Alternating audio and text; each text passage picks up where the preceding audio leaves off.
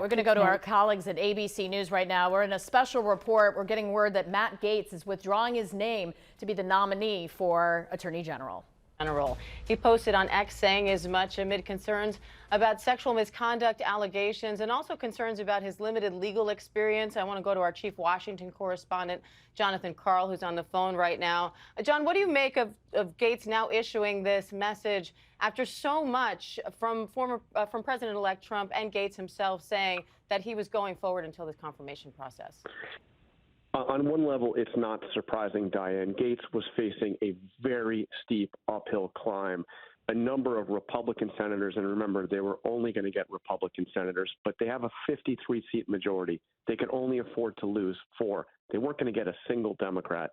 And a number of Republican senators had publicly been expressing deep skepticism and concern about the Gaetz nomination. I am told that privately, several of them were even more direct with the Trump transition team, saying that there was simply no way that they would vote to confirm Gaetz. So you had a situation where Gaetz, with all of the controversy swirling around his nomination, was simply not going to get the votes to be confirmed.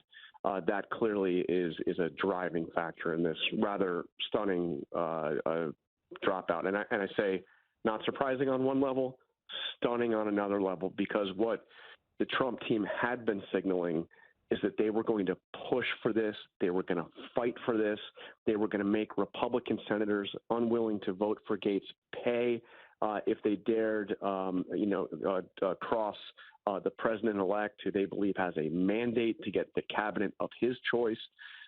So, in that sense, this is a very abrupt reversal from where they were just a few hours ago. And I want to bring in our Jay O'Brien on Capitol Hill, because, Jay, this comes a day after the House Ethics Committee couldn't agree on whether or not to release a report, an investigation that they've been doing into Gaetz before he resigned from Congress. How much was that an indication of the challenge he was going to face trying to get confirmed by the Senate?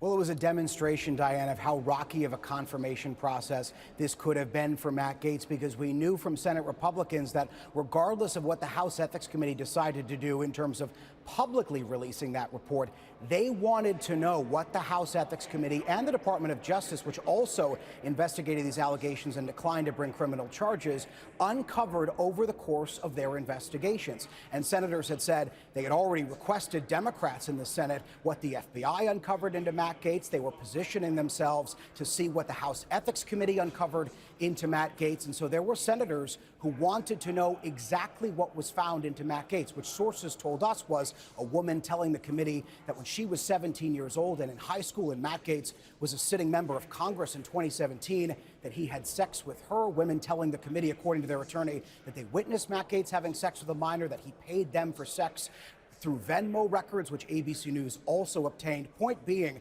what we saw dripping out of that Ethics Committee investigation clearly demonstrated to senators that this was going to be an uphill battle for Matt Gaetz. And there were some senators who wanted Gaetz to go through this fight. Lindsey Graham said yesterday, after he met with Gaetz right up here on Capitol Hill, that Matt Gaetz should have a confirmation hearing and have the chance, in Lindsey Graham's words, to quote unquote confront his accusers. But Matt Gaetz now dropping out of this process, the results of that House investigation now remaining in limbo as to whether or not they will ever see the light of day, and certainly no Senate confirmation hearing in Matt Gaetz's future, Diane.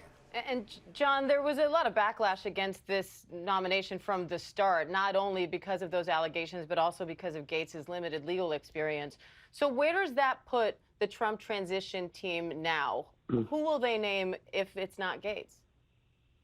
Yeah, one Republican Senator, Markwayne Mullin of Oklahoma, said that he didn't know that Gaetz was an attorney until he was announced as the candidate for Attorney General. So, yes, his experience and his approach to the Justice Department was a big part of this, as were the allegation. In terms of what comes next, Trump interviewed several candidates for Attorney General. He can certainly go back to that list. But here's what I would look for, Diane. As Gaetz was announced, he also announced his choice for Deputy Attorney General. That is Todd Blanche, who is his lead defense counsel on a number of his cases, most prominently the New York hush money case.